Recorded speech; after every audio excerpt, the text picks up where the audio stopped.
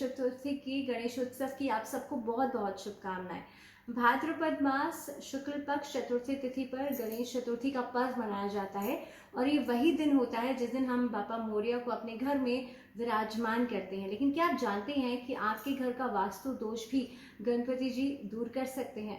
तो चलिए शुरुआत करते हैं। सबसे पहले, अगर आपके घर में किसी तरह का कोई वास्तु दोष है तो आपको अपने ड्राइंग रूम के अंदर ऐसे रिलैक्सिंग पोजीशन में गणपति जी की मूर्ति लगानी चाहिए जिसमें कि वो लेटे हुए हों और उनके सर के नीचे एक पिलो हो। इस तरह से, इस अवस्था में आपको गणपति जी की मूर्ति लगानी चाहिए।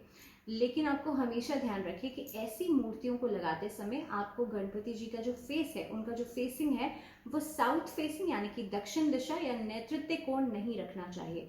आपको उनकी मूर्तियों को हमेशा पूर्वमुखी रखना चाहिए।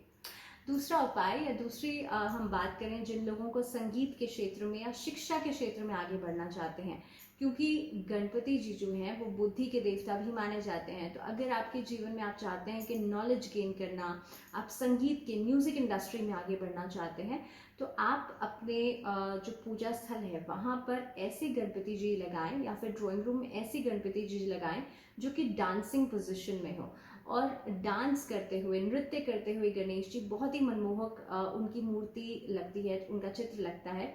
ऐसी मूर्ति लगाने से आप देखेंगे आपको म्यूजिक इंडस्ट्री में आप आगे बढ़ पाएंगे, संगीत के क्षेत्र में आप आगे बढ़ पाएंगे। साथ ही में ऐसे चित्र लगाने से या ऐसी मूर्ति लगाने से आपको नॉलेज भी मिलती है, आप शिक्षा के क्षेत्र में भी आगे बढ़ पाते हैं।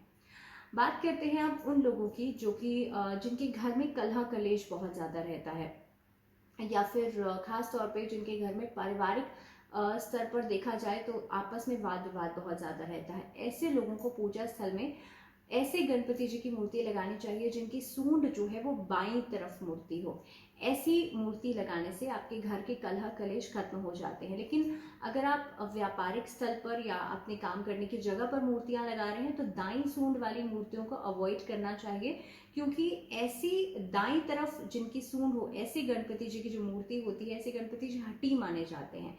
इसीलिए ऐसी मूर्तियों को आपको व्यापारिक स्थल पर नहीं लगाया जाना चाहिए। ऐसी मूर्तियां जो हैं वो बहुत विधिवत परंपरा के साथ किसी मंदिर में स्थापित की जाती हैं। बात करते हैं अब उन लोगों की खास तौर पे जिनके जीवन में साहस की, आत्मविश्वास की कमी होती है। ऐसे लोगों को मूषक पर बैठे हुए गणपति जी की मूर्ति लगानी चाहिए। ऐसा करने से आप देखेंगे आपको साहस में, पराक्रम में, आपको आत्मविश्वास में जो भी कमी आ रही है वो पूरी होती है। कहीं ना कहीं पे उन जिनके खासतौर पे हम बात करें, वो फार्मर्स जो होते हैं जिनके खासतौर पे खेतों में जो चूहे होते हैं वो फसलों को खराब कर देते हैं, ऐसे लोगों को भी हमेशा आप ध्यान रखें कि अगर आप गणपति जी की ऐसी मूर्ति लगाते हैं जिसमें कि उनका वाहन जो है वो मूषक है, तो भी आप देखेंगे आपके जीवन में से ये जो समस्या है वो खत्म हो जाती है।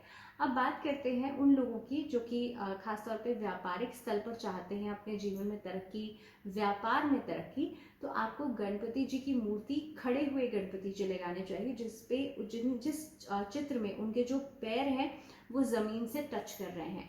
ऐसी मूर्ति लगाने से आपको कामकाज में उत्साह रहता है, साथ ही में आपके कारोबार में तरक्की होती है।